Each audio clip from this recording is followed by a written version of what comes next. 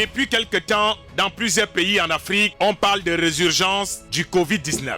Finalement, de qui se moque-t-on? Comment une maladie qui est née en Chine, adoptée par les Occidentaux, et qui par humanisme et solidarité des peuples, nous l'avons accueillie en Afrique, veut déjà devenir notre affaire. Un peu comme quelqu'un qui va participer aux obsèques dans le village voisin et c'est lui qu'on veut déjà mettre dans le cercueil. C'est à cause de ce type de coup bas que la fameuse non-assistance à personne en danger va finir par être prohibée par la loi. C'est comme ça qu'on a subi avec le sida, Ebola. Voici donc venu le tour de Corona qui veut subitement changer de nationalité et de couleur de peau au point de vouloir devenir noir et africain. Nous lui disons non, nous ne voulons plus de ces maladies multinationales qui finissent par croire que c'est en Afrique qu'elles sont nées. Respectons-nous vivants. Ceux de nos ministres de la Santé des États africains qui pensent qu'on est encore dupe de toujours nous inventer de nouveaux cas de contamination de Covid se sont trompés cette fois d'adversaires. Messieurs les ministres de la Santé des États africains, cette fois, en voulant ramasser le caillou, l'oiseau a vu. Laissez vos choses de résurgence aux conséquences en urgence. Des termes difficiles, juste pour nous impressionner et nous embrouiller. On parle de résurgence, mais on ne les voit jamais avec des cache-nez. On vous voit toujours danser le zouk tous les samedis en boîte de nuit après minuit. Des stratégies de diminution de la population africaine, cette fois, ont tapé à côté. C'est des chefs d'État qui veulent cautionner cette nouvelle résurgence fabriquée de toutes pièces par certains ministres de la Santé pour nous faire opération retour au confinement, pas de regroupement en public, alors que bientôt s'annoncent plusieurs campagnes électorales pour les présidentielles. Nous n'allons pas nous laisser berner une deuxième fois. Cette fois, l'Afrique noire est très bien partie. On ne veut plus être le siège des laboratoires de toutes les expériences scientifiques et médicales. Comment le Covid-19 veut subitement devenir le Covid-24?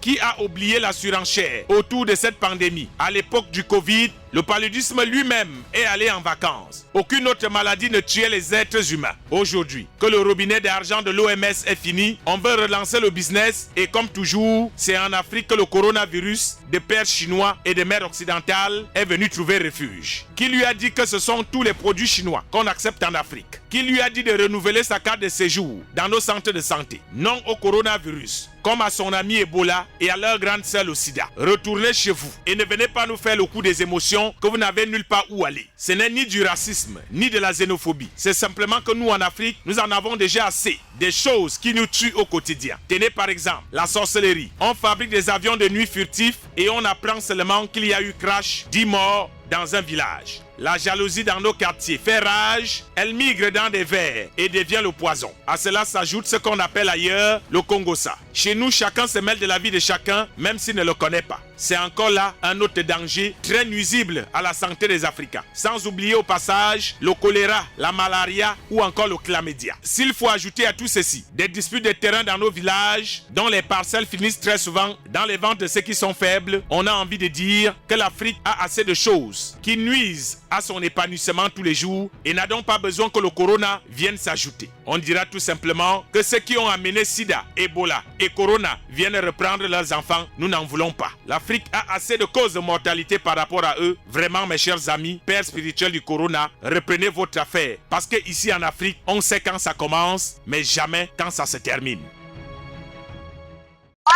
Téléchargez l'application EasyX sur Google Store ou Play Store en cliquant sur le lien et recevez les notifications de l'évolution de l'actualité 7 jours sur 7, 24 heures sur 24 pour tous les thèmes, tous les sujets du Cameroun et du monde entier. EasyX, l'information résumée en 10 minutes.